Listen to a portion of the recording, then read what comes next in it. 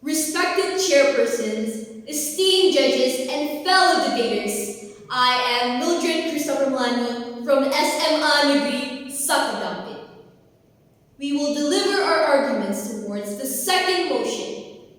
We find ourselves in a strong opposition to the motion that schools should expel students who have committed a bullying case.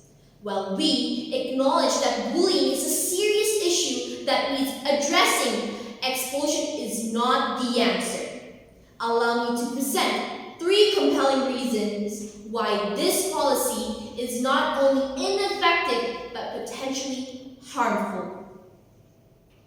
Firstly, expelling students who bully fails to address the root cause of the problems. Expulsion does not guarantee that the students will not be engaged bullying elsewhere. Moreover, bullying often comes from complex psychological, social, and familial issues. By simply removing the bully from school environment, we're not solving the underlying problem.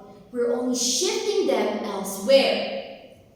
Minister of Women's Empowerment and Child Protection, Johanna Yibise, admitted that she didn't agree that students who got bullied should have been expelled from schools. Bullies, said Johanna, still have the same opportunity to get an education. This approach does little to help the bully understand their actions, develop empathy, or learn better ways of interacting with others. Instead, we should focus on rehabilitation and education. Schools should implement comprehensive anti-bullying programs that include counseling, conflict resolution training, and empathy-building exercise. For example, a 2020 report by the Michigan Youth Violence Prevention Center found that programs which include counseling and peer mediation reduce negative behaviors compared to traditional disciplinary measures. Second, expulsion can have severe, long-lasting negative consequences for the student being expelled. Education is a fundamental right and a critical factor in a young person's development and future prospects. Expelling a student disrupts their education, potentially leading to academic setbacks, social isolation, and increased likelihood in dropping out altogether.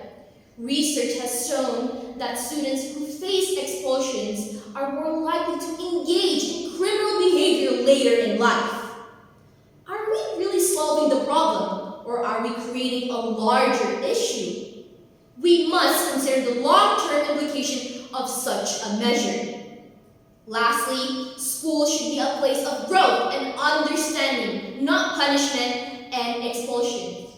Bullying cases are often complex with unclear boundaries between conflict, misunderstanding, and actual bullying. Such policy might discourage reporting of bullying incidents. Victims or witnesses might hesitate to come forward if they know their report could lead to someone's expulsion, especially in cases of less severe bullying. Some might argue that expulsion serves as a strong barriers and protects other students. However, there are more effective ways to achieve these goals without resorting to expulsions.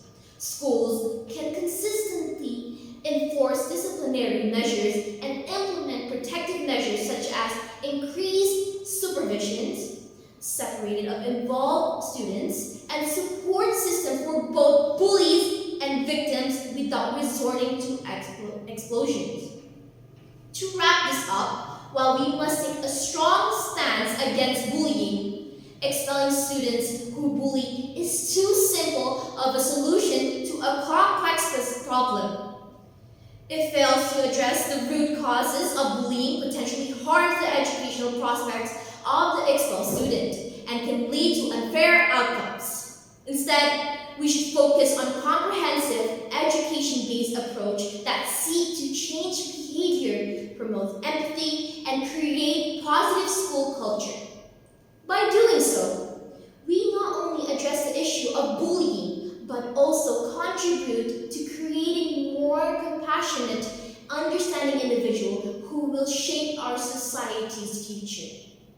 We can do better than expulsions. Students deserve more thoughtful, effective approaches to combat bullying. With those mentioned reasons, we strongly oppose to the motion that schools should expel students who have committed a bullying case. Thank you.